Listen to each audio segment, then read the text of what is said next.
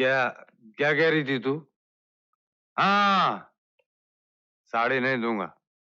किराए का मकान जरूर दिलवा सकता हूँ और तेरा जरा खर्चा भी उठाऊंगा, लेकिन एक शर्त है, तुझे मेरी रखेल बन के रहना पड़ेगा। बोल, मंजूर है? मैंने सुना था आप रिश्वत वगैरह बिल्कुल नहीं लेते। इस बात का रिश्वत से क्या ताल्लुक है? है। आपकी तनख्वाह है सिर्फ 1500। बगैर रिश्वत के इतने कम रुपयों में 2 घरों का खर्चा कैसे चल सकता है? हाँ, अगर मैं आपको प्रमोशन दिलवा दूं तो आपको सिफारिश के लिए ना दिल्ली जाना होगा, ना किसी मिनिस्टर के आगे हाथ पैर जोड़ने होंगे। कुछ नहीं करना होगा, सब कुछ मेरे जरिए हो जाएगा। आपकी तनख्वाह भी बढ़ जाएगी। मारिए, मारिए और मारिए। रुक क्यों गए? सच कहती हूँ, मुझे बिल्कुल बुरा नहीं लगा, बल्कि ऐसा लगा जैसे आपने मारकर मुझ पर अपना हक जताया हो, प्यार जताया हो। खबरदार, जो प्यार का नाम लिया तो तेरे से पहले भी एक लड़की प्यार के नाम पर मेरी जिंदगी बर्बाद कर चुकी है। अगर तेरी भी कोई ऐसी वैसी मंशा हो तो धक्के देकर बाहर निकाल दूंगा और जिंदगी भर तेरी शक्ल नहीं देखूंगा, समझी? आपने मुझे गलत समझा। जिस लड़की का बदन हवस का शिकार बन चुका हो, उसे प्यार का कोई अधिकार नहीं होता। मैं आपसे क्या, खुद से भी प्यार नहीं करती।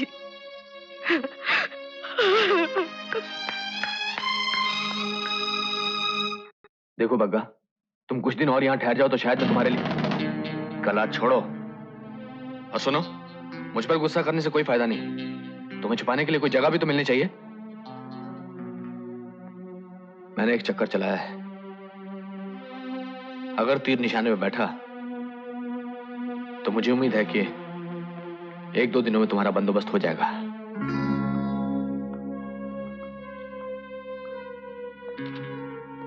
आप पूजा है ना? हाँ। मेरा नाम विद्या है। मैं जानती हूँ। आइए बैठिए। पूजा जी, आपके भाई का केस काफी दिनों से चल रहा है ना? जी हाँ। वो कॉलेज में फाइनल ईयर का स्टूडेंट था। उसकी याद मत दिलाइए। आई एम सॉरी, मेरा इरादा आपको तकलीफ पहुंचाने का नहीं था। तकलीफ की तो अब आदत पड़ चुकी है। वैसे पूजा जी, इस केस में आपका कितना रुपया खर्च हो चुका है? पिताजी की जितनी जमा पूंजी थी सब खत्म हो गई। अब तो गांव की जमीन भी बिक चुकी है। मुकदमेबाजी में यही तो रोना है, पैसा पानी की तरह खर्च होता है और वकील हैं जो हमेशा झूठी उम्मीद बांधते रहते हैं। लेकिन इस बार पक्का सबूत मिल गया है, मैं उसी सिलसिले में आई हूँ। ये उम्मीद भी मेरे पति ने बंधवाई होगी, वकील जो ठहरे। आप कहना क्या चाहती हैं? देखिए, जाने वाला तो जा चुका, अब आप अपना रुपए क्यों बर्बाद कर रही हैं? बस करो। अगर मरने वाला तुम्हारा अपना भाई होता तो पता चलता कि नसीहत देना कितना आसान है। रुपए पैसे की कीमत मेरे भाई से ज्यादा नहीं है। अगर तुम नहीं चाहती कि तुम्हारा पति ये मुकदमा लड़े तो साफ साफ कह दो, हम कोई दूसरा वकील कर लेंगे। मेरा मतलब ये नहीं था। आपका मतलब मैं इन्हें समझाता हूँ। पूजा जी, ये बात आपसे इन्होंने आपका हमदर्द बनकर नहीं कही, बल्कि एक महबूबा की हैसियत से कही है। दरअसल इंस्पेक्टर अर्जुन सिंह इनका पुराना आशिक है और ये उसकी खाल बचाना चाहती है। क्यों, ठीक कह रहा हूं ना? ये मेरी बदकिस्मती है कि ये मेरे बेटे की मां है, वरना मैंने तो इन्हें कब का घर से बाहर निकाल दिया होता। अब मुझे इनसे एक जरूरी बात करनी है। आप जाएंगे यहां से प्लीज? आई एम सॉरी, दरअसल मैंने आपको अपने घर इसलिए बुलाया ताकि आपको सब कुछ ठीक से समझा सकूं। जिस वक्त अर्जुन सिंह आपके भाई से जबरदस्ती झूठ बुलवाने की कोशिश कर रहा था, उस वक्त पुलिस ने टेप रिकॉर्डर और कैमरा दोनों ऑन कर रखे थे। लेकिन अनफॉर्चुनेटली आपका भाई पुलिस की मार बर्दाश्त नहीं कर सका और उसने दम तोड़ दिया। उसकी मौत से जेल में एक भगदड़ मच गई और उस भगदड़ का फायदा उठाकर एक कैदी कैमरा और टेप रिकॉर्डर दोनों को लेकर फरार हो गया। अब अगर हम किसी तरह से उस कैदी को कुछ रुपया दे सके और वो दोनों सबूत हासिल कर सकें तो दुनिया में किसी के मजाल नहीं जो अदालत में हमें यह केस हरा सके। कितना रुपया देना पड़ेगा उस कैदी को? उसकी आप बिल्कुल फिक्र मत कीजिए पूजा जी, जो भी खर्चा होगा मैं अपनी जेब से दूंगा। दरअसल ये केस अब मेरी इज्जत बन चुका है। बस आपको मेरी एक छोटी सी मदद करनी होगी। बोलिए। आपको उस कैदी को कुछ दिनों के लिए अपने घर में छुपाना होगा जब तक कि हम वो दोनों सबूत हासिल ना कर सकें। आप किसी झमेले की फिक्र मत करिए, मैं हूं ना। आप मेरी मदद करेंगी? मेरे भाई के हत्यारे को सजा दिलवाने के लिए मैं हर खतरा उठाने के लिए तैयार हूं। वो कैदी है कौन? चमन बग्गा।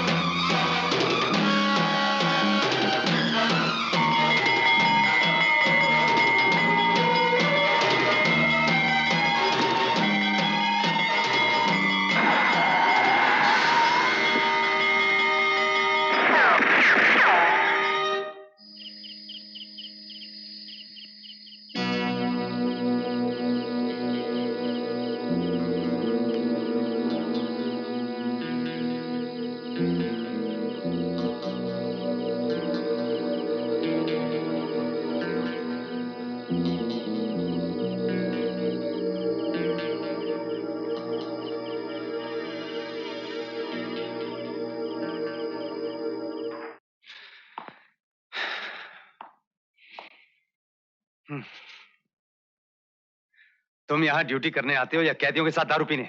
मैंने दारू नहीं पिया साहब। तो बग्गा ने क्या तुम्हारे मुंह में जबरदस्ती डाल दी थी? मालूम है, मेडिकल रिपोर्ट के मुताबिक तुम्हारे पेट से विस्की के साथ ड्रग्स भी मिली हैं। हम अपनी जान खतरे में डालकर मुजरिमों को पकड़ते हैं और तुम जेल वाले इतनी लापरवाही करते हो। बास्टर्ड्स। अर्जुन सिंह, हम लोगों को गाली देने का तुम्हें कोई हक नहीं। जी हाँ, आप लोगों को गाली देकर मुझे अपनी जबान खराब करने का कोई हक नहीं। खैर, आप ये बताएंगे बग्गा को यहाँ मिलने कौन कौन आता था? सिर्फ एडवोकेट एन कॉल। साहब, ये चाकू मिल गया है। कालिया ने इसे बाहर फेंक दिया था।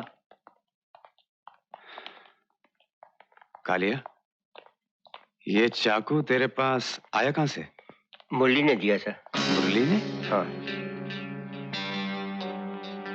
और तूने उसी पे हमला कर दिया?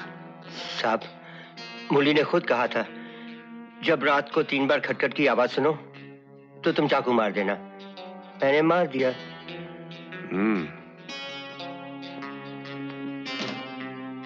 मुरली ने कहा और तूने मार दिया? हाँ साहब। बगैर किसी वजह के? बगैर किसी वजह से नहीं साहब, हम दोनों को 500-500 रुपए दिए गए थे। रुपए? हाँ। किसने दिए? किसने दिए? सुप्रीटेंडेंट साहब ने।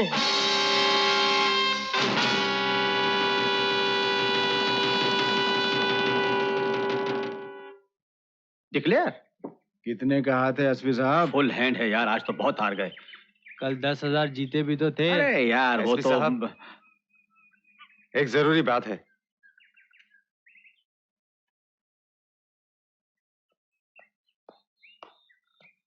क्या बात है?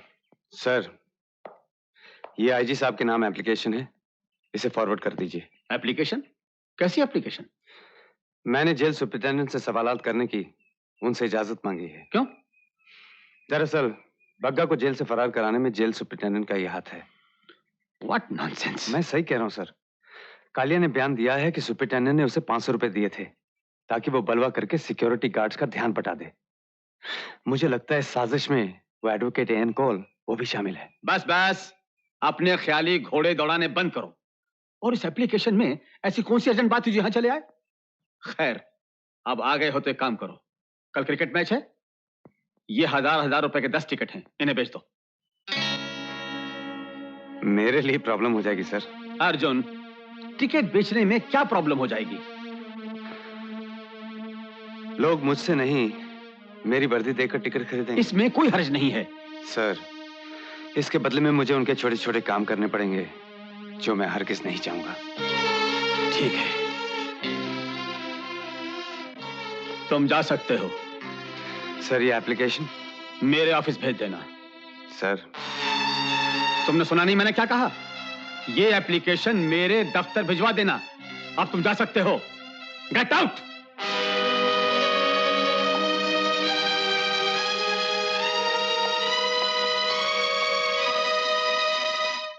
जुआ खेलता है साले, पुलिस को अंधा समझ के रखा है।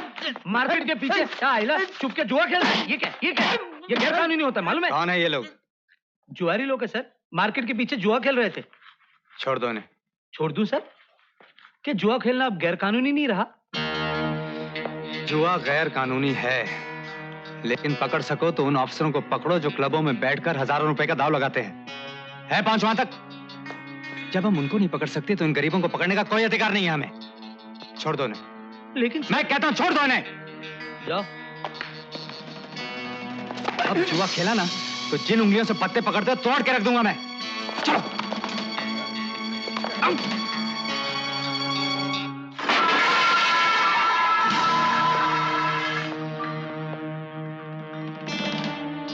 मैं घास खाने वाला जानवर नहीं हूं। मुझे हर रोज खाने में मच्छी और मटन चाहिए।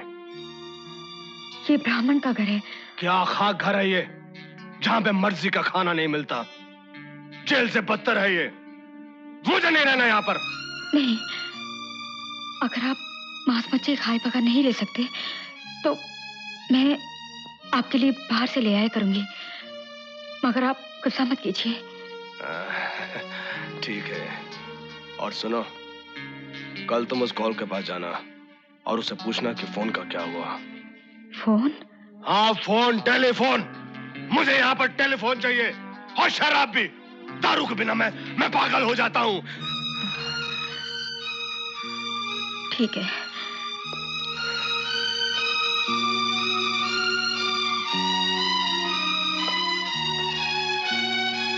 पूजा,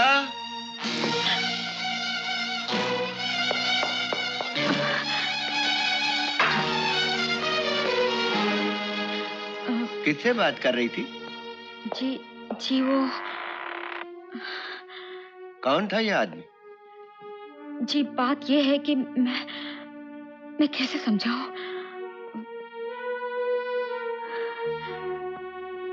मैं समझ गया बेटी, तू कुछ मत बोल। तू बोलेगी तो बाप का मान रखने के लिए झूठ बोलेगी, जिसकी कोई जरूरत नहीं। पिताजी आप क्या कह रहे हैं? हाँ पूजा, दोष तेरा नहीं मेरा है, जो अब तक तेरे हाथ पीले नहीं कर सका।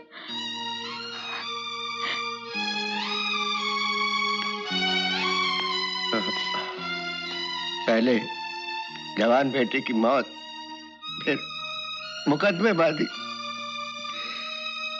ये होश ही नहीं रहा कि मैं एक बेटी का बाप हूं जो अब जवान हो चुकी।